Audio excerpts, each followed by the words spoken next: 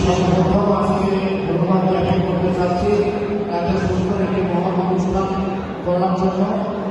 ইফতার মাহফিল রোজা করে আমাদের ধর্মের একটি সুযোগে এই সুযোগকে কাজে লাগিয়ে যে ইফতার মাহফিলে আজকে এই উপজেলার সকল শিক্ষার্থীকে ঐক্যবদ্ধ হয়েছে, উপজেলার মানুষজন সকলে ঐক্যবদ্ধ হয়ে একসাথে ইফতার করবে।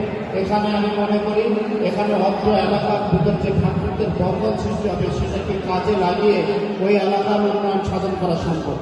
আমি দোয়া করি যেন আপনাদের এই আয়োজন যে লক্ষ্য বা উদ্দেশ্য নিয়ে করা হয়েছে সেই লক্ষ্য উদ্দেশ্য মহান রাব্বুল আলামিন কবুল করে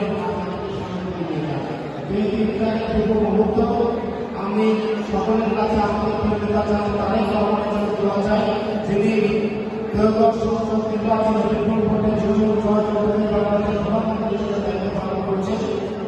মানুষের সাথে পরিশ্রম দিয়েছে মহান রাব্বুল সকল পরিশ্রম তার হাতে বাস্তবায়ন করে বাংলাদেশকে সামনে নিয়ে যেতে পারেন। এজন্য সকলের কাছে তো আছে শেষ করছি। সকলে ভালো থাকবেন, সুস্থ থাকবেন, সকলে